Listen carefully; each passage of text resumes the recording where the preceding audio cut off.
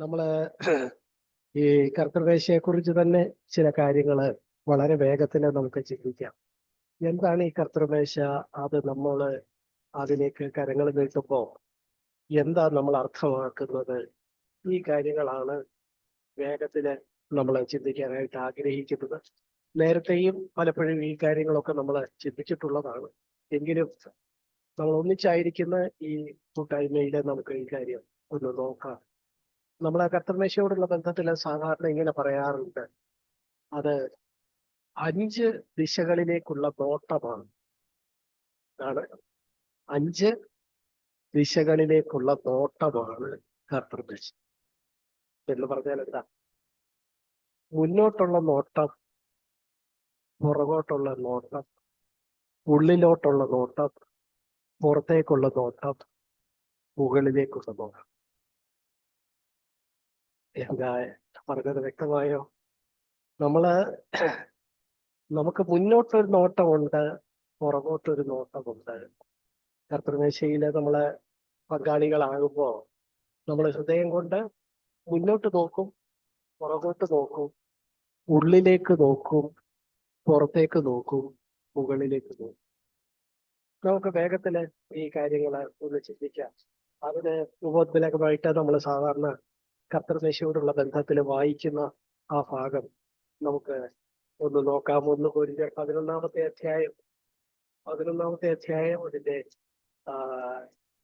23 മുതൽ 31 വരെയുള്ള വാക്യങ്ങള് ഞാൻ കർത്താവിൽ നിന്ന് പ്രാപിക്കുകയും നിങ്ങൾ തേൽപ്പിക്കുകയും ചെയ്തതെന്നാൽ, കർത്താവായ യേശുവിനെ കാണിച്ചു കൊടുത്ത രാത്രിയിൽ അവൻ എപ്പം എടുത്ത് സ്തോത്രം ചൊല്ലി നുറുക്കി, ഇത് നിങ്ങൾക്ക് വേണ്ടിയുള്ള എന്റെ ശരീരം എന്റെ ഓർമ്മയ്ക്കായി ചെയ്യുവീനെന്ന് പറഞ്ഞു. അതുകൊണ്ട് തന്നെ അത്താഴം കഴിഞ്ഞ ശേഷം അവൻ പാനപാത്രം എടുത്തു. ഈ പാനപാത്രം എന്റെ രക്തത്തിൽ പുതിയ നിയമമാകുന്നു, ഇത് കുടിക്കുമ്പോഴൊക്കെയും എന്റെ ഓർമ്മയ്ക്കായി ചെയ്യുവീനെന്ന് പറഞ്ഞു. അങ്ങനെ നിങ്ങൾ ഈ അപ്പത്തെ ഈ പാനപാത്രം കുടിക്കുകയും ചെയ്യുമ്പോഴൊക്കെയും കർത്താവ് വരുവോളം അവന്റെ മരണത്തെ പ്രസ്താവിക്കും. അതുകൊണ്ട് അയോഗ്യമായി അപ്പം തിന്നുകയോ കർത്താവിന്റെ പാനപാത്രം കുടിക്കുകയോ ചെയ്യുന്നവനെല്ലാം കർത്താവിന്റെ ശരീരവും രക്തവും സംബന്ധിച്ച് കുറ്റക്കാരനാകും. മനുഷ്യൻ തന്നെത്താൻ ശോധന ചെയ്തിട്ട് വേണം ഈ അപ്പം തിന്നുകയും പാനപാത്രത്തിൽ നിന്ന് കുടിക്കുകയും ചെയ്യുവാൻ. തിന്നുകയും കുടിക്കുകയും ചെയ്യുന്നവൻ ശരീരത്തെ വിവേചിക്കാൻ ഞാൻ തനിക്ക് ശിക്ഷാവിധി തിന്നുകയും കുടിക്കുകയും ചെയ്യുന്നു. നമ്മെ തന്നെ വിധിച്ചാൽ വിധിക്കപ്പെടുകയില്ല. പ്രിയപ്പെട്ടവരെ, ഈ വാക്യങ്ങൾ നമുക്ക് വളരെ പരിചിതമായ വാക്യങ്ങളാണ്. ഇവിടെ നമ്മൾ ഈ പറഞ്ഞ വ്യത്യസ്തമായ നോട്ടങ്ങളെ കുറിച്ച് പറയുന്നുണ്ട്. എന്ന് പറഞ്ഞാൽ എന്താ? നമുക്കൊന്നാമത് ഇതിന്റെ അകത്ത് നിന്ന് ചില വാക്കുകള് നമുക്ക് എടുത്തു നോക്കാം. 11-ാം അധ്യായത്തിന്റെ 23-ാമത്തെ വാക്യത്തിൽ ഇവിടെ എന്താ പറയുന്നത്? ഇവിടെ പറയുന്നത് കർത്താവായ യേശുവിനെ കാണിച്ചു കൊടുത്ത രാത്രി. ഈ ഭാഗം നമുക്കറിയാവുന്നത് പോലെ കൊരിന്ത്യർക്ക് പൗലോസ് എഴുതുന്ന ലേഖനമാണ്. കർത്താവായ യേശുവിനെ കാണിച്ചു കൊടുത്ത രാത്രി ഒന്നും പൗലോസിന് നേരിട്ട് അറിഞ്ഞുകൂടാ. പൗലോസ് അതിനുശേഷമാണ് ഈ നിലയില് വിശ്വാസത്തിലേക്ക് വരുന്നതും കർത്താവിന്റെ പിൻപറ്റാനായിട്ട് തീരുമാനിക്കുന്നതും ഒക്കെ അതിനുശേഷമാണ്. നമുക്കറിയാം പൗലോസിന്റെ മാനസാന്തരം ദമസ്കോസിന്റെ പടിവാതിൽക്കൽ വെച്ച് സഭയെ ഉപദ്രവിക്കാനായിട്ട് വന്ന പൗലോസിനെ ദൈവം പിടിക്കുന്നതും പിടികൂടുന്നതും അവന് ഒട്ടേറെ കാര്യങ്ങളെക്കുറിച്ച്, പുതിയ നിയമ സഭയുടെ ഒട്ടേറെ കാര്യങ്ങളെക്കുറിച്ചുള്ള ബോധ്യങ്ങൾ നൽകുന്നതും അങ്ങനെ വലിയൊരു അപ്പോസ്തലനായിട്ട് താൻ ആയിത്തീരുന്നതും ഒക്കെ നമുക്കറിയാം. എങ്കിലും ഇവിടെ കർത്താവിനെ കാണിച്ചു കൊടുത്ത രാത്രി എന്നൊക്കെ പറയുന്നത് അന്ന് പൗലോസ് എത്തില്ല, യേശുവിനോടൊപ്പമില്ല. എങ്കിലും താനെ പരിശുദ്ധാത്മാവില് തനിക്ക് കിട്ടിയ ബോധ്യമനുസരിച്ച് ആ ദിവസങ്ങളെ ഇങ്ങനെ പറയുന്നു. ആ ദിവസങ്ങളിൽ ഒന്നിൽ കർത്താവിനെ കാണിച്ചു കൊടുക്കുന്ന രാത്രിയിൽ കർത്താവ് അത്താഴം കഴിഞ്ഞ ശേഷം അപ്പവും പാനപാത്രവും എടുത്ത്, ഇതെന്റെ രക്തത്തിൽ പുതിയ നിയമമാകുന്നു എന്ന് പറഞ്ഞ് വീഞ്ഞും ഇതിൽ നിന്ന് ഭക്ഷിപ്പീൻ എന്ന് പറഞ്ഞ് നുറുക്കി അപ്പവും അവർക്ക് കൊടുത്ത് പുതിയ നിയമസഭയ്ക്ക് ഒരു ആ നിലയിൽ ഒരു കാര്യം ആ നിലയിൽ താന് ആരംഭിക്കുന്നതാണ് നമ്മളിവിടെ കാണുന്നത്. പ്രിയപ്പെട്ടവരെ, പുതിയ നിയമസഭ ക്രിസ്തീയ സഭയെ സംബന്ധിച്ചിടത്തോളം എല്ലാ കാര്യങ്ങളും ഒക്കെ തന്നെ പൊതുവെ വിശ്വാസവുമായി ബന്ധപ്പെട്ടതാണ് ആ കാര്യങ്ങളൊക്കെ. എന്നാൽ വളരെ ചുരുക്കം ചില കാര്യങ്ങളെ ഈ വിശ്വാസവുമായി ബന്ധപ്പെട്ടതാണെങ്കിൽ തന്നെ കാണാവുന്നതായിട്ട് നമ്മൾ ചെയ്യുള്ളൂ. വിശ്വാസം എന്ന് പറഞ്ഞാൽ എന്താ? വിശ്വാസം എന്ന് പറഞ്ഞാൽ കാണാത്ത കാര്യം. ഒരാള് ദൈവമകനാണെന്ന് എഴുന്നേറ്റ് പറയുന്നു, അല്ലെങ്കിൽ ഒരു സഹോദരി എഴുന്നേറ്റ് സാക്ഷ്യം പറയുന്നു, ഞാൻ കർത്താവിന്റെ മകനായി മകളായി. നമുക്ക് എന്തെങ്കിലും കാണാനുണ്ടോ? കാണാന് പ്രത്യേകിച്ചൊന്നുമില്ല, ഒരു ചടങ്ങ് ഒന്നുമില്ല. എന്നാൽ അങ്ങനെയാണ് വിശ്വാസം സംബന്ധിച്ചുള്ള, ക്രിസ്തീയത സംബന്ധിച്ചുള്ള മിക്ക കാര്യങ്ങൾ. എന്നാൽ കാണാവുന്ന ചുരുക്കം ചില കാര്യങ്ങളുണ്ട്. അത്തരം ഒന്നാണ് സ്നാനം എന്ന് പറയുന്നത്. സ്നാനപ്പെടാൻ പോകുന്ന ആള് സ്നാനപ്പെടുന്നതൊക്കെ നമുക്ക് കാണാൻ കഴിയും. ഒരു സ്നാപകൻ ഈ സ്നാനാർത്ഥിയെ സ്നാനപ്പെടുത്തുന്നത് നമുക്ക് കാണാൻ കഴിയും. അപ്പോ അത് കാണാവുന്ന ദൃശ്യമായ ഒരു ചടങ്ങാണ്. അത് വിശ്വാസവുമായി ബന്ധപ്പെട്ടതാണ്. വിശ്വാസത്തിന്റെ അടിസ്ഥാനത്തിലാണ് സ്നാനപ്പെടാൻ തീരുമാനിക്കുന്നത്. പക്ഷെ സ്നാനപ്പെടുന്നത് ഒരു ചടങ്ങായിട്ട് കാണാനായിട്ട് കഴിയും. എന്ന് പറഞ്ഞതുപോലെ കർത്തൃമേശ, തിരുവത്താഴ് എന്ന് പറയുന്ന കർത്തൃമേശ, ഇത് വിശ്വാസത്തിന്റെ അടിസ്ഥാനത്തിലാണ് ഇതിൽ ഭാഗഭാക്കാകുന്നത് എങ്കിലും അത് ദൃശ്യമായ ഒരു കാര്യമാണ്. അപ്പൊ പുതിയ നിയമസഭയെ സംബന്ധിച്ചിടത്തോളം ദൃശ്യമായ കാണാവുന്ന രണ്ട് ചടങ്ങുകളെങ്കിലും ഉണ്ട്. ഒന്ന് സ്നാനത്തിലാണ്, മറ്റേത് കർത്തൃമേശയിലാണ് എന്ന് പറയാറുണ്ട്. ഇവിടെ നമ്മൾ കർത്തൃമേശ അനുഷ്ഠിക്കുമ്പോൾ നമ്മൾ എന്ത് വേണം? അല്ലെങ്കിൽ ഇതുമായിട്ട് ബന്ധപ്പെടുമ്പോൾ നമ്മൾ എന്ത് വേണം? നമ്മൾ 5 ദിശകളിലേക്ക് നമ്മുടെ നോട്ടം ഉണ്ടാകണം. എന്ന് പറഞ്ഞാൽ നമ്മുടെ ഹൃദയം കൊണ്ട് നമ്മൾ ഈ 5 ദിശകളിലേക്ക് സഞ്ചരിക്കേണ്ടതായിട്ടുണ്ട് എന്നാണ് നമ്മൾ ഇവിടെ പറയുന്നത്. പ്രിയപ്പെട്ടവരെ, അതിന് ഉപോത്ബലകമായിട്ട് ഈ ഭാഗത്ത് നിന്ന് തന്നെ ചില കാര്യങ്ങൾ നമുക്ക് നോക്കാം. ഈ 5 ദിശകൾ ഏതൊക്കെയാണ് എന്നുള്ള കാര്യം നമുക്ക് നോക്കാം. ഇവിടെ ഇതാ നമ്മൾ വായിച്ച ആ ഭാഗത്ത് പഴയ കാലവുമായി ബന്ധപ്പെട്ട്, അല്ലെങ്കിൽ പുറകോട്ടുള്ള നോട്ടവുമായി ബന്ധപ്പെട്ട്, ഭൂതകാലത്തിലേക്കുള്ള നോട്ടവുമായി ബന്ധപ്പെട്ട് ചില പരാമർശങ്ങൾ നമുക്ക് കാണാനായിട്ട് കഴിയും. 11-ാം അധ്യായം 1 കൊരിന്ത്യർ 11-ാം അധ്യായം അതിന്റെ 23-ാമത്തെ വാക്യത്തിൽ നമ്മൾ കാണുന്നു, കർത്താവിനെ കാണിച്ചു കൊടുത്ത രാത്രി. പഴയ ഒരു സംഭവം. അതെന്നാ നടന്നത്? 2000 വർഷങ്ങൾക്ക് മുമ്പ് നടന്ന ഒരു കാര്യമാണ്. കർത്താവിനെ കാണിച്ചു കൊടുത്ത ഒരു രാത്രി, ഭൂതകാലത്തിലുള്ള ഒരു സംഭവം. അപ്പോ അത് പുറകോട്ടുള്ള ഒരു നോട്ടമാണ്. നമുക്ക് ഈ സംഭവത്തെക്കുറിച്ച്, കർത്താവിനെ കാണിച്ചു കൊടുത്തതും കർത്താവ് കഷ്ടം അനുഭവിച്ചതും കർത്താവ് കാൽവറി ക്രൂശിൽ പരമയാഗമായി തീർന്നതുമൊക്കെ നമ്മളെ സംബന്ധിച്ചിടത്തോളം ഭൂതകാലത്തിൽ നടന്ന കാര്യങ്ങളാണ്. ഈ ഭൂതകാലത്തിൽ നടന്ന ഈ കാര്യങ്ങളെ നമ്മൾ എന്ത് വേണം?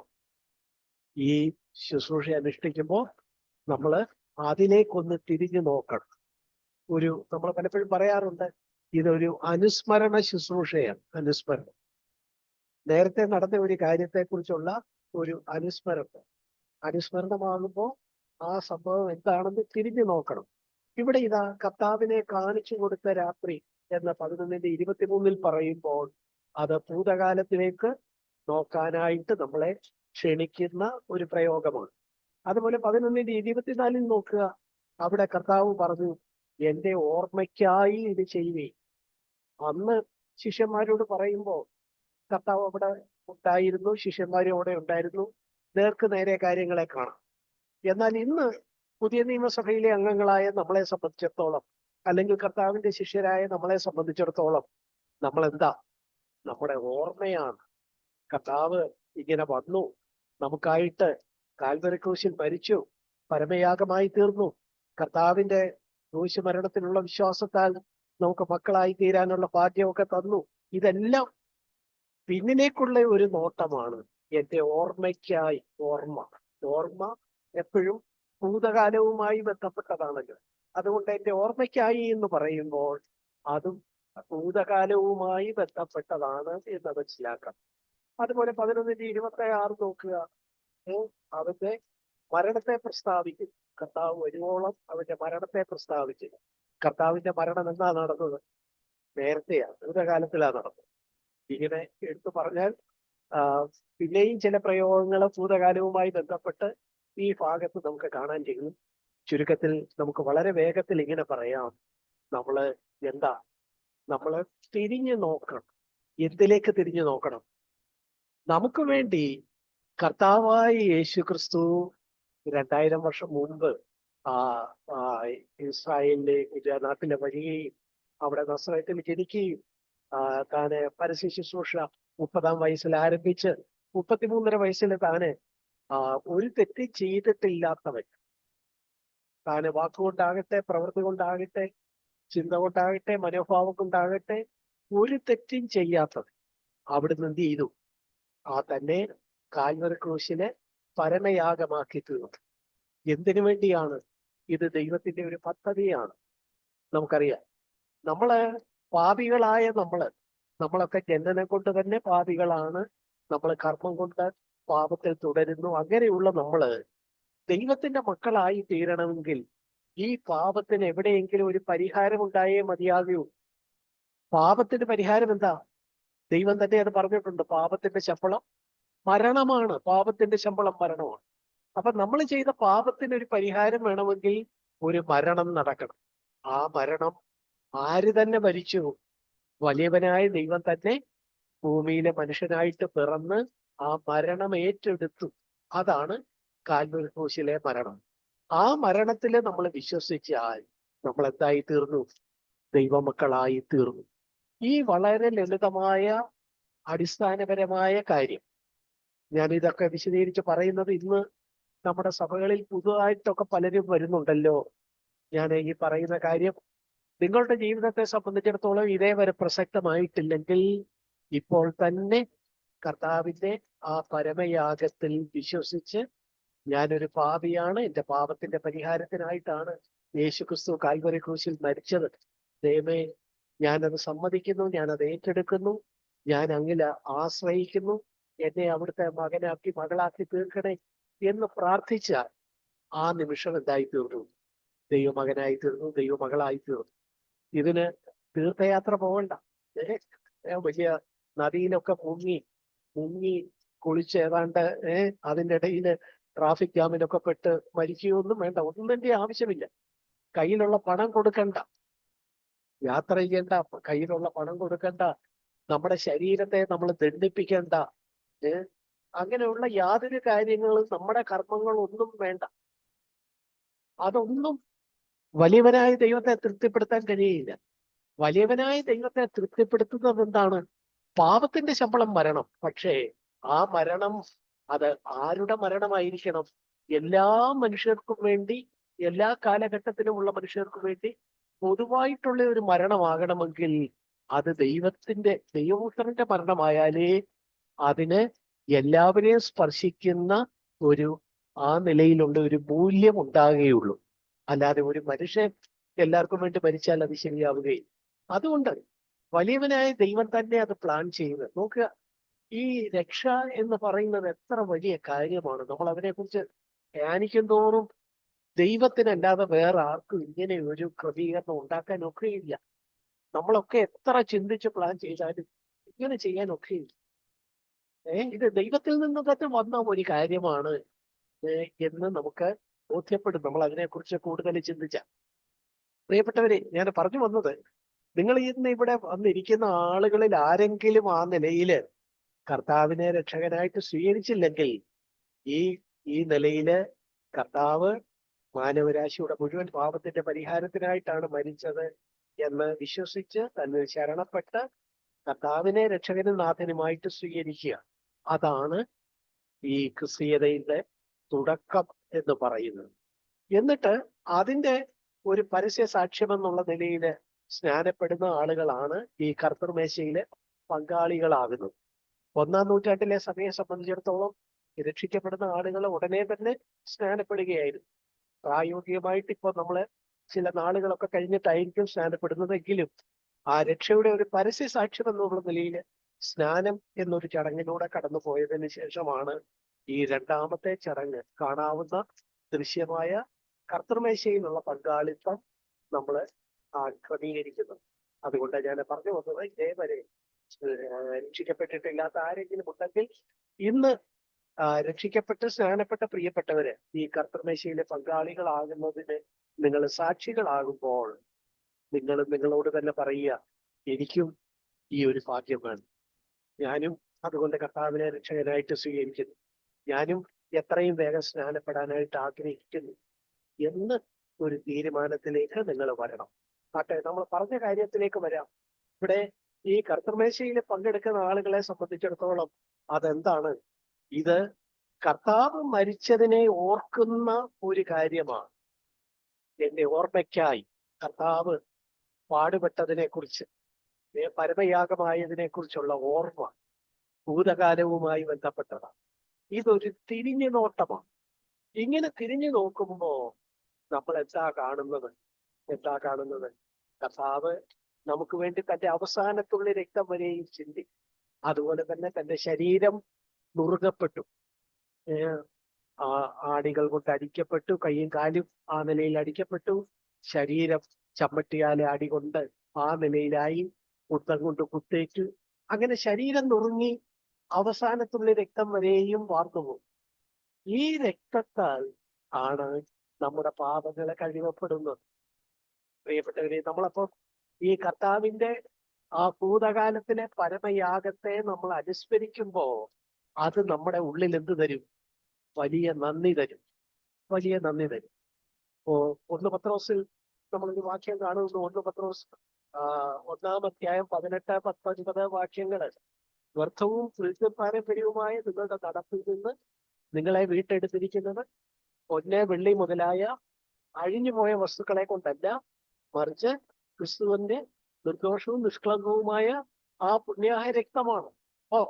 നമ്മളെ വീണ്ടെടുത്തത്, നമ്മളെ പാപങ്ങളെ കഴുകിയത് എന്താ? യഹൂദൻ അതിനു മുമ്പ് കർത്താവിന്റെ മരണത്തിന്റെ നിഴലായിട്ട് ഒരു ആട്ടിൻകുട്ടിയെ കൊണ്ടുവന്ന് അറുക്കുമായിരുന്നു, അല്ലെങ്കിൽ ഒരു പശുക്കിടാവിനെ കൊണ്ടുവന്ന് അറുക്കുമായിരുന്നു, അതിന്റെ രക്തം. പക്ഷെ ആ രക്തമൊക്കെ ഈ കർത്താവിന്റെ വരവിന് മുമ്പ് ഇവർ ചെയ്ത ഈ യാഗങ്ങളൊക്കെ വരാൻ പോകുന്ന കർത്താവിന്റെ പരമയാഗത്തിന്റെ നിഴല് മാത്രമായിരുന്നു. പൊരുളേതായിരുന്നു? പത്രോസ് പറയുന്നു, കുഞ്ഞാടിന്റെ നിഷ്കളങ്കമായ വിലയേറിയ രക്തം കൊണ്ടാണ് നമ്മളെ വീണ്ടെടുത്തത്. നമ്മളിത് ധ്യാനിക്കുമ്പോൾ, ഇതിലെ പങ്കാളികളാകുമ്പോൾ നമ്മൾ ഈ കാര്യം ഓർക്കണം. കർത്താവ് നമുക്ക് വേണ്ടി എന്തായി? കർത്താവ് നമുക്ക് വേണ്ടി നുറുങ്ങപ്പെട്ടു, തന്റെ അവസാനത്തുള്ള രക്തം വരെയും ചിന്തി.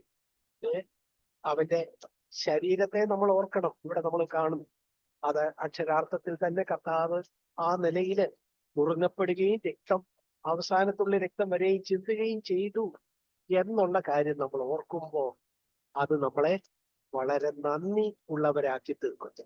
എന്താ നന്ദി? നമുക്ക് വേണ്ടി ഇങ്ങനെ ദൈവകുമാരൻ വന്ന്, ദൈവത്തിന്റെ പുത്രൻ വന്ന് ഇങ്ങനെ മരിക്കേണ്ട വല്ല യോഗ്യതയും നമുക്കുണ്ടോ? ഒരു യോഗ്യതയില്ല. ഒരു യോഗ്യതയും ഇല്ലാത്ത ആള്, ഒരു യോഗ്യതയും ഇല്ലാത്ത നമ്മളെ സ്നേഹിച്ച് വലിയവനായ ദൈവം തന്റെ ഓമന കുമാരനെ നമ്മുടെ പാപങ്ങളുടെ പരിഹാരത്തിനായിട്ട് അയച്ചു. തന്റെ ശരീരം നുറുങ്ങി, തന്റെ രക്തം ചിന്തി. ഈ കാര്യത്തെ ഓർക്കുക. പുറകോട്ട് തിരിഞ്ഞു നോക്കി, ഭൂതകാലത്തിലേക്ക് തിരിഞ്ഞു നോക്കി, പിന്നിലേക്ക് തിരിഞ്ഞു നോക്കി ഈ സംഭവത്തെ ഓർത്ത് നന്ദിയോടെ ദൈവത്തെ സ്തുതിക്കുക, ദൈവത്തെ നന്ദിയോടെ സ്തുതിക്കുക. ആ ദൈവത്തിനോടുള്ള നന്ദിയോടെ ഇതില് ഭാഗഭാക്കുകളാകുക. ഇവിടെ നോക്കുക, വളരെ വേഗത്തില് നമ്മള് പറഞ്ഞു പോയാല് കർത്താവായ യേശു ക്രിസ്തുവിന്റെ ആ നിലയില് താനെ ക്രൂശിക്കപ്പെട്ടപ്പോ തന്റെ ശരീരം ആ നിലയില് നുറുകപ്പെട്ടു, തന്റെ രക്തം ചിന്തപ്പെട്ടു. ഇവിടെ അപ്പവും വീഞ്ഞും ഈ രണ്ട് കാര്യങ്ങളെയാ കാണിക്കുന്നത് അതിന്റെ നിഴലായിട്ട്. വീഞ്ഞ് എന്തിനെ കാണിക്കുന്നു? വീഞ്ഞ് നമുക്കായി ചൊരിയപ്പെട്ട രക്തത്തിന്റെ പ്രതീകമായിട്ട് നിൽക്കുന്നു. അപ്പം നമുക്കായി നുറുങ്ങപ്പെട്ട ശരീരത്തിന്റെ ഓർമ്മയായിട്ട് നമ്മളോട് ആ കാര്യം പറയുന്നു. അപ്പോ കർത്താവായ യേശുക്രിസ്തു നമുക്ക് വേണ്ടി 2000 വർഷം മുമ്പ് ഇവിടെ ഭൂമിയിൽ വന്നു ജീവിച്ചു. ആ കാര്യത്തെ, കർത്താവിന്റെ ജീവിതത്തെയും മരണത്തെയും നമ്മൾ ഓർക്കണം. അപ്പൊ ജീവിതത്തെ കാണിക്കുന്നതാണ്, ലൈഫിനെ കാണിക്കുന്നതാണ്. കേവലം തന്റെ ശരീരം നുറുങ്ങി എന്നുള്ളത് മാത്രമല്ല, താന് ആ 33.5 വർഷം താൻ എന്ത് ചെയ്തു? താന് നമ്മെ പോലെ തന്നെ ഒരു ശരീരത്തിലാണ് ഈ ഭൂമിയിൽ ജീവിച്ചത്. എന്തിനാ? നമുക്കൊരു മാതൃകയും ഉദ്യോഗിയുമാകാൻ വേണ്ടി. പലരും കർത്താവായ യേശുക്രിസ്തു ഭൂമിയിൽ അവതാരം ചെയ്തു എന്ന് പറയുമ്പോ അതെന്തിനു വേണ്ടിയാണെന്ന് ചോദിച്ചാൽ കാൽവരി ക്രൂശിൽ മരിക്കാൻ വേണ്ടിയാണ് എന്ന് മാത്രമാണ് അവർ പറയുന്നത്. എന്നാൽ ബൈബിള് പഠിക്കുമ്പോൾ നമുക്കെന്താ കാണാൻ കഴിയുന്നത്? കർത്താവ് ഇവിടെ ജനിച്ചു വളർന്നാൽ മാത്രമേ കാൽവരി ക്രൂശിൽ മരിക്കാൻ ഒക്കെ ഉള്ളായിരുന്നു. അത് ശരിയാണ്. അതുപോലെ തന്നെ അവിടുന്ന് 33.5 വർഷം താന് ഈ ഭൂമിയിൽ ജീവിച്ച് നിങ്ങളിൽ ആർക്ക് എന്നെ ഒരു പാപത്തെക്കുറിച്ച് ബോധ്യം നൽകാൻ ഒക്കും എന്ന് വെല്ലുവിളിച്ച് ചോദിച്ചു. ഒരാൾ പോലും മിണ്ടിയില്ല. അപ്പൊ ഈ ഭൂമിയിൽ ജീവിച്ചാൽ, ദൈവഹിത പ്രകാരം ജീവിച്ചാൽ, പാപത്തിന്റെ മേൽ ജയമുള്ള ഒരു ജീവിതം ജീവിക്കാൻ കഴിയും എന്നുള്ളതും നമ്മളെ കാണിക്കാൻ വേണ്ടിയാണ് യേശു അന്ന് ഈ 33.5 വർഷം ഈ ഭൂമിയിൽ നമ്മളെ പോലെ തന്നെ ജീവിച്ചത്. അങ്ങനെ ജീവിച്ചപ്പോ ദൈവത്വത്തിൻ്റെതായ അവകാശങ്ങൾ താൻ ഒഴിഞ്ഞു വെച്ചു. ഫിലിപ്പിയർക്ക് എഴുതിയ ലേഖനം 2-5 മുതലുള്ള വാക്യങ്ങൾ നമ്മൾ പലപ്പോഴും ചിന്തിച്ചിട്ടുള്ളതാണ്. താൻ ദൈവമായിരിക്കെ ദൈവത്തോടുള്ള സമത്വം മുറുകെ പിടിച്ചുകൊള്ളണമെന്ന് വിചാരിക്കാതെ താൻ താഴ്ത്തി നമ്മെ പോലെ തന്നെ വന്നു. അപ്പോ അത് നമുക്ക് തരുന്ന വെല്ലുവിളി എന്താ? ഇതൊക്കെ ധ്യാനിക്കുമ്പോ ഇത് നമുക്ക് തരുന്ന വെല്ലുവിളിയുണ്ട്. എന്താ? ഞാന് ഇന്ന് ദൈവമകനാണെങ്കിൽ ഞാനും പാപത്തിന്റെ മേൽ ജയമുള്ള ഒരു ജീവിതം യേശു ജീവിച്ചതുപോലെ ജീവിക്കാൻ ബാധ്യസ്ഥനാണ് എന്നൊരു വെല്ലുവിളിയും ഈ ഭൂതകാലത്തിലേക്കുള്ള തിരിഞ്ഞുനോട്ടം നമുക്ക് തരുന്നു. ഞാൻ പറഞ്ഞതിനെ സംക്ഷേപിച്ചിങ്ങനെ പറയാം. ഒന്ന്, നമ്മൾ തിരിഞ്ഞു നോക്കുമ്പോൾ, കാൽവരി ക്രൂശിൽ കർത്താവ് മരിച്ചതിനെ തിരിഞ്ഞു നോക്കുമ്പോൾ, ഒന്ന് നമുക്ക് നന്ദിയുണ്ട്, വലിയ നന്ദിയുണ്ട്. കർത്താവേ, എനിക്ക് ഇതിനൊരു യോഗ്യതയുമില്ല, നീ എന്നെ സ്നേഹിച്ചാണല്ലോ, എനിക്ക് വേണ്ടിയാണല്ലോ മരിച്ചത്, ആ നന്ദിയുണ്ട്. 2, കർത്താവേ, അവിടുന്ന് എന്നെ പോലെ തന്നെ ഈ ഭൂമിയിൽ വന്ന് മരിക്കാനായിട്ട് വന്നപ്പോ 33.5 വർഷം പാപത്തിന്റെ ലാഞ്ചന കൂടാതെ പിതാവിനെ തൃപ്തിപ്പെടുത്തുന്ന ഒരു ജീവിതം ജീവിച്ചല്ലോ. അവിടുത്തെ ജീവിതം എനിക്ക് മാതൃകയും എനിക്ക് മുന്നോടിയുമാണ് എന്ന് ബൈബിള് പറയുമ്പോ ഞാനും ആ നിലയില് പാപത്തിന്റെ മേൽ ജയമുള്ള ഒരു ജീവിതം ജീവിക്കാൻ ബാധ്യസ്ഥനാണ് എന്ന കാര്യം കൂടെ ഞാൻ ഇവിടെ നിന്ന് എടുക്കുന്നു എന്ന് പുറകോട്ട് തിരിഞ്ഞു നോക്കുമ്പോൾ നമുക്ക് ആ ഒരു കാര്യം കൂടെ നമുക്ക് എടുക്കാനായിട്ട് കഴിയും. അപ്പൊ നമ്മൾ പറഞ്ഞത് എന്താ? കർത്തൃമേശയില് പുറകോട്ടുള്ള ഒരു നോട്ടമുണ്ട്. രണ്ടാമത് നമുക്ക് കാണാനായിട്ട് കഴിയും. ഇവിടെ ഇതാണ് നമ്മൾ വായിച്ച ഭാഗത്ത്, ഇതിന് അയോഗ്യമായി നമ്മൾ പങ്കെടുക്കരുത്. നമ്മൾ പങ്കെടുക്കുമ്പോൾ തന്നെത്താൻ ശോധന ചെയ്യണം, നാം നമ്മെ തന്നെ വിധിക്കണം എന്നൊക്കെ നമ്മൾ വായിച്ചു. 1 കൊരിന്ത്യർ 11:27 മുതൽ 29 വരെയുള്ള വാക്യങ്ങൾ നോക്കുക. അവിടെ ഒക്കെ നമ്മളോടാ പറയുന്നത്. നമ്മൾ എന്താ വേണം? തന്നെത്താൻ ശോധന ചെയ്യണം, നമ്മൾ തന്നെത്താൻ വിധിക്കണം. തന്നെത്താൻ ശോധന ചെയ്യുന്നതും തന്നെത്താൻ വിധിക്കുന്നതും എങ്ങനെ? നമ്മിലേക്ക് തന്നെ നോക്കിക്കൊണ്ട്. നമ്മിലേക്ക് തന്നെ നോക്കാതെ നമുക്ക് വിധിക്കാനും ശോധന ചെയ്യാനും ഒക്കെയില്ല. അപ്പൊ ഈ രണ്ടാമത്തെ നോട്ടം, ഉള്ളിലേക്കുള്ള നോട്ടം, അകത്തേക്കുള്ള നോട്ടം. ആദ്യത്തെ നോട്ടത്തെക്കുറിച്ച് നമ്മൾ പറഞ്ഞു, പുറകോട്ടുള്ള നോട്ടം. രണ്ടാമത്തെ നോട്ടം ഉള്ളിലേക്ക്. ആരുടെ ഉള്ളിലേക്ക്? നമ്മുടെ തന്നെ ഉള്ളിലേക്കുള്ള നോട്ടം, നമ്മെ തന്നെ വിധിക്കാൻ. ഞാൻ കഴിഞ്ഞ ദിവസങ്ങളിൽ ജീവിച്ചപ്പോ, കർത്താവേ, അവിടുത്തെ ആ കൽപ്പന അനുസരിച്ച് ജീവിക്കാൻ കഴിഞ്ഞോ? എവിടെയെങ്കിലും എന്റെ വാക്കിലോ പ്രവർത്തനങ്ങളിലോ തെറ്റുകൾ സംഭവിച്ചോ? നിന്നെ ഞാന് ആ നിലയിൽ നിരാശപ്പെടുത്തിയോ? നമ്മെ തന്നെ വിധിക്കാനും നമ്മെ തന്നെ ശോധന ചെയ്യാനും. നമ്മെ തന്നെ വിധിക്കണമെങ്കിൽ, നമ്മെ തന്നെ ശോധന ചെയ്യണമെങ്കിൽ നമ്മൾ എന്ത് വേണം? ഉള്ളിലേക്ക് നോക്കണം. അകത്തേക്കൊരു നോട്ടം. അപ്പൊ പുറകോട്ടൊരു നോട്ടം. 2, ഉള്ളിലേക്കുള്ള ഒരു നോട്ടം. ഉള്ളിലേക്ക് നോക്കുമ്പോ നമ്മൾ സത്യസന്ധരാണെങ്കിൽ ചില രംഗങ്ങളിൽ നമ്മൾ എന്താ, ദൈവം ആഗ്രഹിക്കുന്ന നിലയിൽ പെരുമാറിയില്ല എന്നുള്ള കാര്യം കണ്ടെത്തും. അത് കണ്ടെത്തിയാൽ നമ്മൾ എന്താ ചെയ്യേണ്ടത്? കണ്ടെത്തിയാൽ നമ്മള് കർത്താവിനോട് അത് പറഞ്ഞാൽ മതി. നമ്മളെ തന്നെ ശോധന ചെയ്യുമ്പോൾ, നമ്മളെ തന്നെ വിധിക്കുമ്പോൾ ഏതെങ്കിലും പാപം നമുക്ക് ഓർമ്മ വന്നാൽ നമ്മൾ എന്ത് വേണം? കർത്താവിനോട് പറയണം, കർത്താവേ, എനിക്ക് ആ കാര്യം തെറ്റിപ്പോയി, എന്റെ വാക്കില് അല്ലെങ്കിൽ എന്റെ ഈ മനോഭാവത്തിൽ ഒരു തെറ്റ് വന്നു, എന്നോട് ക്ഷമിക്കണേ എന്ന് പറഞ്ഞാൽ കർത്താവ് എന്തോ ചെയ്യും? കർത്താവ് ഉടനെ ക്ഷമിക്കും, പൊറുക്കും. ആ ക്ഷമിച്ച കാര്യം കർത്താവ് മറന്നു കളയുകയും ചെയ്യും. നമ്മളിപ്പോ കൂടെ കൂടെ പറയാറുള്ള ഒരു കാര്യമാണ്. 1 യോഹന്നാൻ 1-ാം അധ്യായം അതിന്റെ 7 മുതൽ 9 വരെയുള്ള വാക്യങ്ങളൊക്കെ നമ്മളിപ്പോഴും കൂടെ കൂടെ പറയാറുണ്ട്. പ്രിയപ്പെട്ടവരെ, ഞാനിത് പറയുന്നതിന് കാര്യം ചെറുപ്പക്കാരോ കുഞ്ഞുങ്ങളോ അല്ലെങ്കിൽ അടുത്തിടെ ക്രിസ്തീയ ജീവിതം ആരംഭിച്ചവരോ ഒക്കെ തങ്ങളുടെ ജീവിതത്തിൽ ഒരു തെറ്റ് വന്നു, അയ്യോ ഇനി എന്തോ ചെയ്യും എന്ന് പറഞ്ഞ് ഒരു തരത്തിലൊരു കുറ്റബോധത്തിൽ, ഒരു തരം കുറ്റം വിധിയില് തങ്ങളുടെ നാളുകൾ വ്യർത്ഥമായി കളയരുത്. അതിനുള്ള പരിഹാരം ദൈവം ക്രമീകരിച്ചിട്ടുണ്ട്. നമ്മൾ ഈ ഭൂമിയിൽ ജീവിക്കുമ്പോൾ നമുക്ക് എന്തെങ്കിലും തെറ്റ് വന്നാൽ അതിനെക്കുറിച്ച് പരിശുദ്ധാത്മാവ് നമുക്ക് ബോധ്യം തരുമ്പോൾ നമ്മൾ അത് കർത്താവിനോട് ഏറ്റു പറഞ്ഞാൽ കർത്താവ് എന്തോ ചെയ്യും? അത് ക്ഷമിക്കും. അങ്ങനെ അതിനൊരു പരിഹാരം വെച്ചിട്ടുണ്ട്. ആ പരിഹാരം ഏറ്റെടുക്കാതെ അയ്യോ ഇനി എന്തോ ചെയ്യും എന്ന് പറഞ്ഞ് സ്വയം പഴിച്ചും കുറ്റം വിധിയിലും ജീവിക്കാനല്ല ദൈവം നമ്മളെ കുറിച്ച് ആഗ്രഹിക്കുന്നത്. അപ്പോ ഉള്ളിലേക്കുള്ള നോട്ടം നമ്മളെ ഒരു കുറ്റം വിധിയിലേക്ക് കൊണ്ടുപോകരുത്. എവിടെയെങ്കിലും തെറ്റുകൾ കണ്ടാൽ അത് ഉടനെ തന്നെ ഏറ്റു പറഞ്ഞ് നമ്മൾ കഴുകൽ പ്രാപിച്ച് വീണ്ടും ഒരു തെറ്റും ചെയ്യാത്തവരെ പോലെ തന്നെ നമ്മൾ ജീവിക്കണം. നമ്മളെ യെശയ്യാവിന്റെ പുസ്തകം, പഴയ നിയമത്തിൽ പോലും ഇതിനെക്കുറിച്ചുള്ള സൂചന പറയുന്ന പല വാക്യങ്ങൾ നമുക്ക് കാണാൻ കഴിയും. യെശയ്യാവിന്റെ പുസ്തകം 55-ാം അധ്യായം 6-7 വാക്യങ്ങൾ നോക്കുക. യഹോവയെ കണ്ടെത്താവുന്ന സമയത്ത് അവനെ അന്വേഷിപ്പീൻ. ഇത് കർത്താവിനെ കണ്ടെത്താവുന്ന സമയമാണ്. കർത്താവ് വീണ്ടും രണ്ടാമത് വന്ന് കഴിഞ്ഞാൽ പിന്നെ നമുക്കെന്തില്ല? ഒരു സാധ്യതയില്ല. കർത്താവ് ഇപ്പോഴ് നമുക്ക് ഈ കൃപായുഗത്തില് കർത്താവിനെ കണ്ടെത്താവുന്ന സമയമാണ്. അതുകൊണ്ട് ഈ സമയത്ത് നമ്മൾ അവനെ അന്വേഷിപ്പീൻ.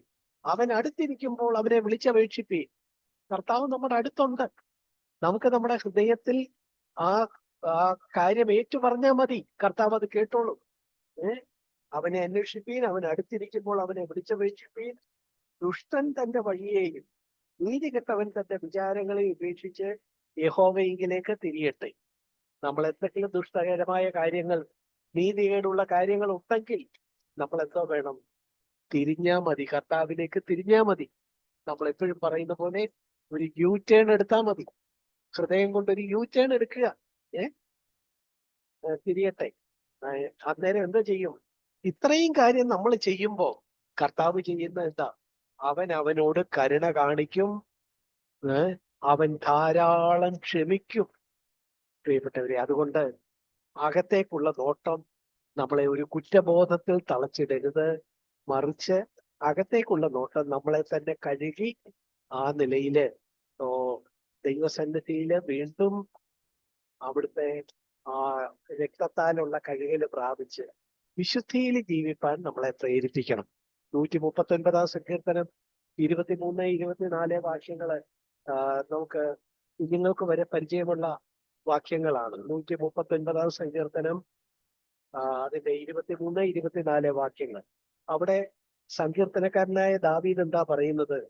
ദൈവമേ, എന്നെ ശോധന ചെയ്ത് എന്റെ ഹൃദയത്തെ അറിയണം. നമ്മൾ നമ്മുടെ ഉള്ളിലേക്ക് നോക്കുമ്പോൾ, നമ്മുടെ ഹൃദയത്തിലെ ചില കാര്യങ്ങൾ കാണുമ്പോൾ നമുക്ക് ഈ കാര്യം കർത്താവിനോട് പറയാൻ കഴിയും. കർത്താവേ, എന്നെ ശോധന ചെയ്ത് എന്റെ ഹൃദയത്തെ അറിയണമേ, എന്നെ പരീക്ഷിച്ച് എന്റെ നിലവുകളെ അറിയണമേ. വ്യസനത്തിനുള്ള മാർഗം, അതായത് പാപമാണ് സത്യത്തിൽ വ്യസനത്തിലേക്കുള്ള മാർഗം. ഈ വ്യസനത്തിനുള്ള മാർഗം എന്നിലുണ്ടോ എന്ന് നോക്കി അതിൽ നിന്ന് എന്നെ മാറ്റി ശാശ്വത മാർഗത്തിൽ എന്നെ നടത്തണേ. നിത്യതയുടെ ഒരു മാർഗം, ശാശ്വതമായ മാർഗം. ആ നിത്യതയുടെ മാർഗത്തിൽ നടത്താൻ എങ്ങനെ ആ ദൈവത്തിന് കഴിയുന്നത്? നമ്മളെ കഴുകിക്കൊണ്ടാണ്, തന്റെ രക്തത്താൽ കഴുകിക്കൊണ്ടാണ് കഴിയുന്നത്. അപ്പൊ നോക്കുക, ഞാൻ വേഗത്തിൽ പറഞ്ഞു വന്നാൽ, നമ്മൾ പറഞ്ഞു, നമ്മുടെ ഒന്നാമത്തെ നോട്ടം ഭൂതകാലത്തിലേക്ക്, കർത്താവ് നമുക്ക് ചെയ്ത ആ കാര്യങ്ങളെ നന്ദിയോടെ ഓർക്കുക. രണ്ടാമത്തെ നോട്ടം നമ്മുടെ ഉള്ളിലേക്ക്, ആ നോട്ടത്തിന്റെ അടിസ്ഥാനത്തിൽ നമുക്ക് ബോധ്യം വരുന്ന പാപങ്ങളെ ഏറ്റുപറഞ്ഞ് കഴുകൽ പ്രാപിക്കുക. മൂന്നാമത് ഒരു നോട്ടത്തെ കുറിച്ച് വേണമെങ്കിൽ നമുക്ക് ഇങ്ങനെ പറയാം, മുകളിലേക്ക് നോക്കാം. മുകളിലേക്ക് മുകളിലേക്കുള്ള നോട്ടം. ആ മുകളിലേക്കുള്ള നോട്ടം, ഈ മുകളിലേക്കുള്ള നോട്ടമാണെങ്കിലും ഉള്ളിലേക്കുള്ള നോട്ടമാണെങ്കിലും ഒക്കെ നമ്മുടെ ഈ വർത്തമാനകാലവുമായി ബന്ധപ്പെട്ട, നേരത്തെ കർത്താവ് നമുക്ക് ചെയ്ത കാര്യങ്ങളെ തിരിഞ്ഞു നോക്കുമ്പോൾ അത് ഭൂതകാലവുമായി ബന്ധപ്പെട്ടായിരുന്നു. ഭൂതകാലത്തിൽ കർത്താവ് ചെയ്ത, നമുക്ക് വേണ്ടി ചെയ്ത രക്ഷണ്യ പ്രവൃത്തിയെ കണ്ടിട്ട് അതില് നന്ദിയുള്ളവരായിട്ട് ഇന്ന് വർത്തമാനകാലത്തിൽ ദൈവത്തോട് നന്ദിയുള്ളവരായിട്ടായിരിക്കുക. രണ്ടാമത് നമ്മുടെ ഉള്ളിലേക്ക് തന്നെ നോക്കുന്നത് ഇന്ന് വർത്തമാനകാലത്തിൽ തന്നെ നമ്മൾ ചെയ്യുന്നതാണ്. മൂന്നാമത് നമ്മൾ പറഞ്ഞു മുകളിലേക്ക് നോക്കുക. മുകളിലേക്ക് നോക്കുക എന്ന് പറയുമ്പോൾ എവിടെയാ? കർത്താവായ യേശു ക്രിസ്തു നമുക്ക് വേണ്ടി ആ നിലയിൽ വന്ന് കാൽവരി ക്രൂശിൽ മരിച്ചു, അടക്കപ്പെട്ടു, ഉയർത്തെഴുന്നേറ്റു, ശിഷ്യന്മാർക്ക് പല ദിവസങ്ങൾ പ്രത്യക്ഷനായി. അത് കഴിഞ്ഞ് കർത്താവ് കരേറിപ്പോയി. കർത്താവ് കരേറിപ്പോകുമ്പോൾ കർത്താവ് എന്താ പറയുന്നത്? ഞാന് പോയി നിങ്ങൾക്ക് സ്ഥലം ഒരുക്കിയാൽ പിന്നെയും വന്ന് നിങ്ങളെ എന്റെ അടുക്കൽ ഞാൻ ചേർത്തോളാമെന്ന് പറഞ്ഞ് കർത്താവ് സ്വർഗോന്നതങ്ങളിലേക്ക് പോയി. എന്നിട്ട് കർത്താവ് ചില കാര്യങ്ങൾ പറഞ്ഞു. സ്വർഗത്തിലാണ് ഞാൻ ചെന്നാൽ എന്ത് ചെയ്യും? അവിടെ നിന്ന് കാര്യസ്ഥനെ നിങ്ങൾക്ക് അയക്കും, പരിശുദ്ധാത്മാവിനെ നമുക്ക് അയച്ചു തരും. അതുപോലെ തന്നെ പിതാവായ ദൈവം സ്വർഗത്തിലുണ്ട്. നോക്കുക, മുകളിലേക്കുള്ള നോട്ടം 3 പേരിലേക്ക് നമ്മുടെ കണ്ണുകളെ കൊണ്ടുവരും. ഒന്നെന്ന് പറയുന്നത് പിതാവായ ദൈവമാണ്. പിതാവായ ദൈവം, പുത്രൻ തമ്പുരാൻ, കർത്താവും അവിടെ ഉണ്ട്, പിതാവിന്റെ വലത്ത് ഭാഗത്തിരിക്കുന്നു. എന്ത് ചെയ്തു? അവിടെ ചെന്നിട്ട് പരിശുദ്ധാത്മാവിനെ വാങ്ങി നമുക്ക് അയച്ചു തന്നു. എങ്കിലും ത്രിയേക ദൈവം അവിടുന്ന് ഏകനുമായതുകൊണ്ട് പരിശുദ്ധാത്മാവിന്റെ സാന്നിധ്യം അവിടെയും ഉണ്ട്. ചുരുക്കത്തിൽ മുകളിലേക്കുള്ള നോട്ടം നമ്മളെ ആരെയൊക്കെ കാണിക്കും? പിതാവിനെ കാണിക്കും. ഏത് പിതാവ്? ഏത് പിതാവ്? എഫേസ്യർക്ക് എഴുതിയ ലേഖനം 1-ാം അധ്യായത്തില് അതിന്റെ 3 മുതൽ 14 വരെയുള്ള വാക്യങ്ങളില് പിതാവും പുത്രനും പരിശുദ്ധാത്മാവും ചെയ്യുന്ന കാര്യങ്ങളാണ് പറഞ്ഞിട്ടുള്ളത്. നമുക്ക് അതെല്ലാം എടുത്ത് വായിക്കാനുള്ള സമയമില്ല. മുകളിലേക്കുള്ള നോട്ടം ഈ 3 പേരിലേക്ക് നമ്മുടെ ശ്രദ്ധ കൊണ്ടുവരും. ആ 3 പേരും നമ്മുടെ ജീവിതത്തോടുള്ള ബന്ധത്തിൽ എന്തൊക്കെ ചെയ്തു? എഫേസ്യർക്ക് എഴുതിയ ലേഖനം 3-ാം അധ്യായം അതിന്റെ 3 മുതൽ 14 വരെയുള്ള വാക്യങ്ങളെ നിങ്ങൾ വീട്ടിൽ ചെന്നൊന്ന് വായിച്ചു നോക്കുക. അവിടെ ഈ 3 പേരും പിതാവ് ചെയ്ത കാര്യം പറയുന്നു, പുത്രൻ ചെയ്ത കാര്യം പറയുന്നു, പരിശുദ്ധാത്മാവ് ചെയ്ത കാര്യം പറയുന്നു. എന്താ പിതാവ് ചെയ്തത്? സ്വർഗത്തിലെ എഫേസ്യർ 1:3 സ്വർഗത്തിലെ സകല ആത്മീക അനുഗ്രഹത്താലും നമ്മെ ക്രിസ്തുവില് അനുഗ്രഹിച്ചിരിക്കുന്ന നമ്മുടെ കർത്താവായ യേശു ക്രിസ്തുവിന്റെ ദൈവവും പിതാവുമായവൻ വാഴ്ത്തപ്പെടട്ടെ. ദൈവവും പിതാവുമായവൻ. അവിടുന്ന് എന്തോ ചെയ്തു? അവിടുന്ന് തുടർന്നുള്ള വാക്യങ്ങളിൽ നമ്മൾ കാണുന്നത്, അവിടുത്തെ ലോക സ്ഥാപനത്തിന് മുമ്പേ പുത്രനിൽ നമ്മളെ തെരഞ്ഞെടുത്തു. എന്നിട്ട് പുത്രനിൽ നമ്മെ ദത്തെടുക്കേണ്ടതിന്, യേശുക്രിസ്തു മുഖാന്തരം നമ്മെ ദത്തെടുക്കേണ്ടതിന് 5-ാമത്തെ വാക്യം.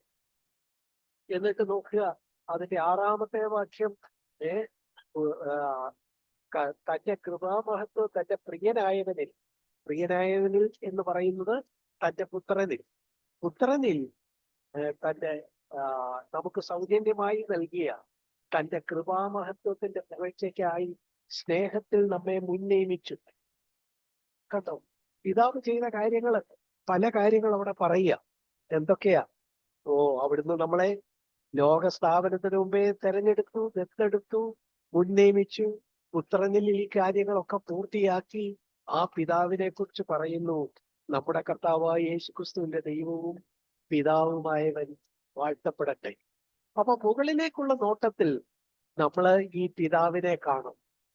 നമ്മള് ഈ ഭൂമിയിൽ ജനിക്കുന്നതിന് മുമ്പ് തന്നെ നമ്മളെ സ്നേഹിച്ച് നമുക്ക് വേണ്ടി നമ്മളെ മുൻനിയമിക്കുകയും നമ്മളെ ദത്തെടുക്കുകയും നമ്മളെ ആ നിലയിൽ തെരഞ്ഞെടുക്കുകയും ഒക്കെ ചെയ്ത ആ പിതാവിനെ കാണണം. പിന്നെ ആരെ കാണണം? പുത്രനെ കാണണം. അതിന്റെ 6 മുതലുള്ള വാക്യങ്ങൾ നോക്കുക. യേശു തന്റെ രക്തത്താൽ അതിക്രമങ്ങളുടെ മോചനം എന്ന വീണ്ടെടുപ്പ് നമുക്ക് വേണ്ടി ആ നിലയിലെ ക്രമീകരിച്ചു. അതുപോലെ കർത്താവ് ചെയ്ത കാര്യങ്ങളാണ് അവിടെ ഏകദേശം 13 വരെയുള്ള വാക്യങ്ങളിൽ പറയുന്നത്. എന്നിട്ട് 14-ാമത്തെ വാക്യത്തിൽ തൃത്വത്തിലെ മൂന്നാമനായ പരിശുദ്ധാത്മാവിനെ കുറിച്ച് പറഞ്ഞിരിക്കുന്നത്. നമ്മുടെ അവകാശത്തിന്റെ അച്ചാരമായ വാഗ്ദത്തത്വവും പരിശുദ്ധാത്മാവിനാൽ മുദ്രയിട്ടിരിക്കുന്നു. നോക്കുക, നമ്മുടെ മുകളിലേക്ക് നോക്കുമ്പോൾ കാണുന്ന, സ്വർഗത്തിലേക്ക് നോക്കുമ്പോൾ കാണുന്ന പിതാവും പുത്രനും പരിശുദ്ധാത്മാവും അവരുടെ 3 പേരുടെയും പ്രവർത്തനങ്ങളും അവര് ചെയ്ത കാര്യങ്ങളും എല്ലാം ആർക്കു വേണ്ടിയാ? നമുക്ക് വേണ്ടി. പിതാവ് നമ്മളെ ആ നിലയില് ലോകസ്ഥാപനത്തിന് മുമ്പേ തെരഞ്ഞെടുത്തു, ദത്തെടുത്തു, മുൻനിയമിച്ചു. പുത്രൻ നമുക്ക് വേണ്ടി രക്തം ചൊരിഞ്ഞ് കൃപയാൽ അതിക്രമങ്ങളുടെ മോചനം എന്ന വീണ്ടെടുപ്പ് തന്റെ രക്തത്താൽ അവിടുന്ന് സാധിപ്പിച്ചു. ഈ കാര്യങ്ങളെല്ലാം ചെയ്യുന്നു. അതിനുശേഷം കർത്താവ് ആ നിലയില് ഞാൻ നിങ്ങൾക്ക് സ്ഥലം ഒരുക്കാൻ പോകുന്നു, പോയിട്ട് ഞാൻ സ്ഥലം ഒരുക്കി നിങ്ങളെ എവിടെ ചേർക്കാനായിട്ട് വരും എന്ന് യേശു പറഞ്ഞു പോയി. അത് സംഭവിക്കുന്ന ആ കാലഘട്ടത്തിലേക്ക് നമ്മുടെ കൂടെ ഇരിക്കാൻ വേണ്ടി പരിശുദ്ധാത്മാവിനെ നമുക്ക് തന്നു. 14-ാമത്തെ വാക്യം അതാണ് കാണുന്നത്. പരിശുദ്ധാത്മാവിനാൽ നമ്മളെ മുദ്രയിട്ടിരിക്കും. നോക്കുക പ്രിയപ്പെട്ടവരെ, അപ്പൊ മുകളിലേക്കുള്ള നോട്ടവും നമുക്ക് ഒത്തിരി നന്ദിയും ദൈവത്തിന് ഒത്തിരി സ്തുതിയും തന്നെയാണ് നൽകുന്നത്. ഞാൻ പറഞ്ഞത് 3 നോട്ടങ്ങളെ കുറിച്ചാ പറഞ്ഞത്. ആദ്യം നമ്മൾ ഭൂതകാലത്തിലേക്ക് തിരിഞ്ഞു നോക്കി കർത്താവ് നമുക്ക് വേണ്ടി ചെയ്ത രക്ഷണീയ പ്രവൃത്തിയെ കണ്ടു. 2, നമ്മുടെ ഉള്ളിലേക്ക് തന്നെ നോക്കി നമ്മുടെ കുറവുകളെ കണ്ടു. 3, നമ്മൾ പറഞ്ഞത് സ്വർഗത്തിലേക്ക് നോക്കി പിതാവും പുത്രനും പരിശുദ്ധാത്മാവും നമുക്ക് വേണ്ടി ചെയ്ത വലിയ അത്ഭുത പ്രവൃത്തികളെ നമ്മൾ കണ്ടു. ഇതൊക്കെ ഏതിനോടുള്ള ബന്ധത്തിലാണ്? കർത്തൃമേശയോടുള്ള ബന്ധത്തിൽ നമ്മൾ ഈ നോട്ടങ്ങളെല്ലാം ഉണ്ടാവണം.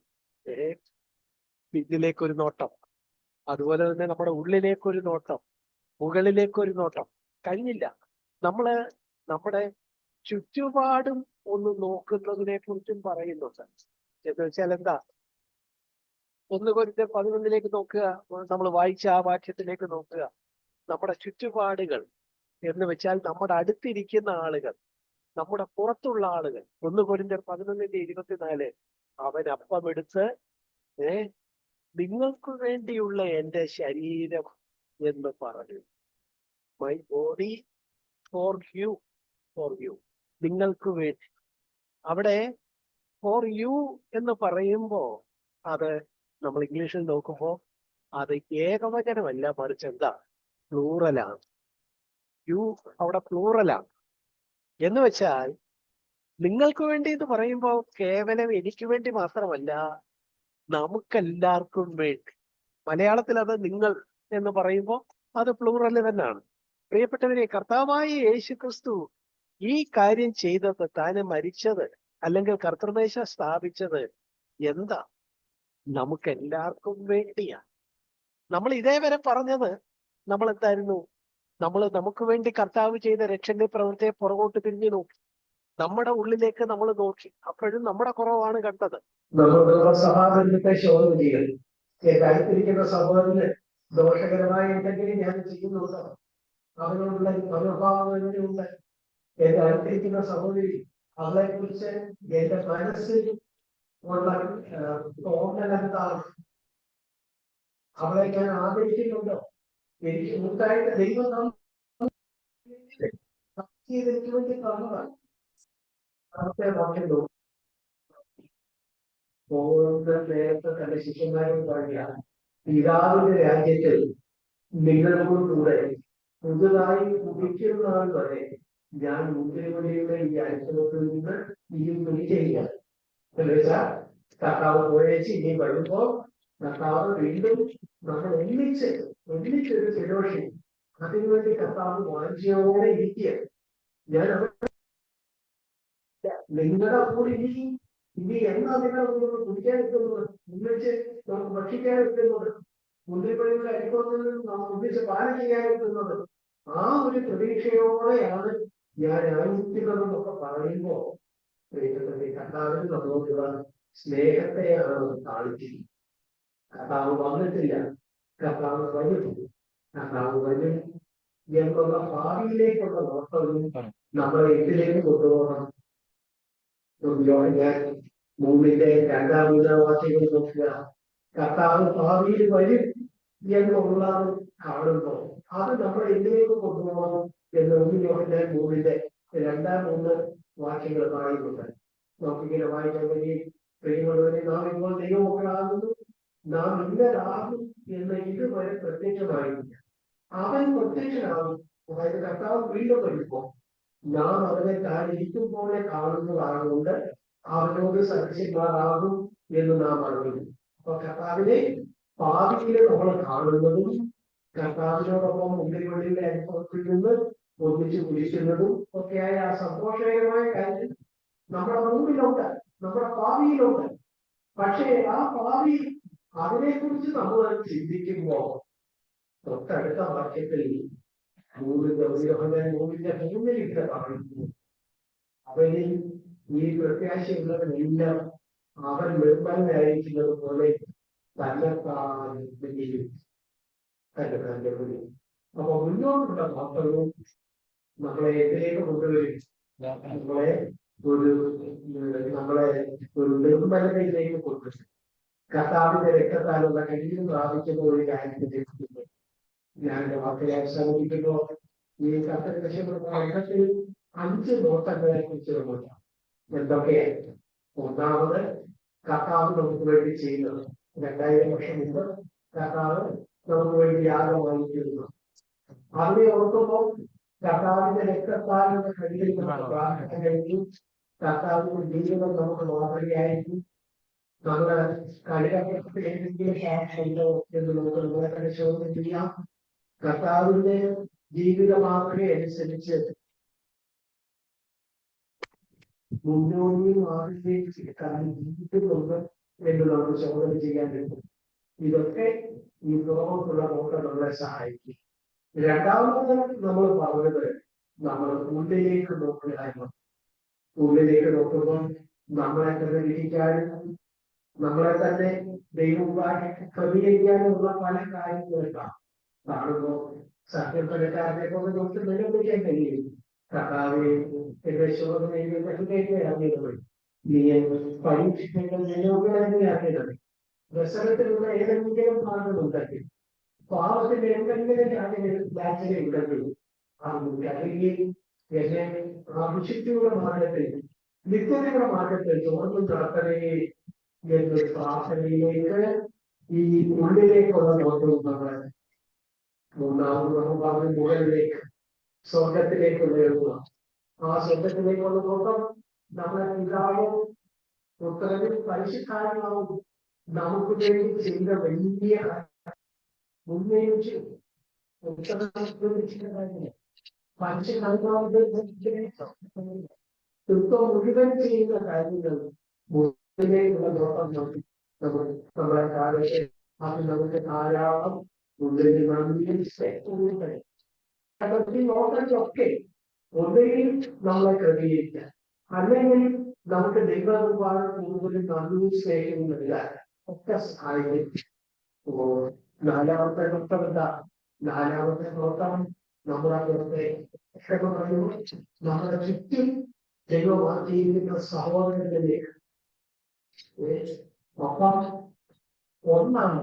പക്ഷെ പല സ്തോത്രങ്ങളിൽ പഠിക്കുകയാണെങ്കിൽ അപ്പ പറയും ഇങ്ങനെയാണല്ലോ ഒരു കാര്യം ക്രമീകരിച്ചത്. പഴയ ദൈവത്തിൽ എങ്ങനെയല്ലായിരുന്നു. ഓരോരുത്തരും അവനവന്റെ രക്ഷയായിരുന്നു. ഞാൻ ഒരു തെറ്റ് ചെയ്താൽ ഞാൻ ഒരാളിനെ കൊണ്ട് പോയി യാഗം കഴിച്ച് എന്റെ തെറ്റ് ആ യാഗരക്തത്താൽ കഴുകി ഇങ്ങോട്ട് പോയി അടുത്തിരിക്കുന്ന ആളുമായിട്ട് എനിക്ക് രംഗമില്ലേ. എന്നാൽ പുതിയ ദൈവത്തിൽ വന്നപ്പോൾ ദൈവം എന്താ ചെയ്യുന്നത്? അടുത്തിരിക്കുന്ന സഹോദരൻ സഹോദരി സഭ ശരീരം ഒരപ്പത്തിന്റെ ഭാഗം എന്ന് പറഞ്ഞ് നമ്മുടെ കൂടെയുള്ള സഹോദരങ്ങളെ കുറിച്ച് നമുക്കൊരു ചിന്തയും താല്പര്യവും ഉത്തരവാദിത്വവും കഴിയുന്നുണ്ട്. ഈ കാര്യം നമ്മുടെ മനസ്സിൽ ശരീരമായി വരുന്നോ എന്നുള്ളതാണ് പുറത്തേക്കുള്ള നോട്ടം.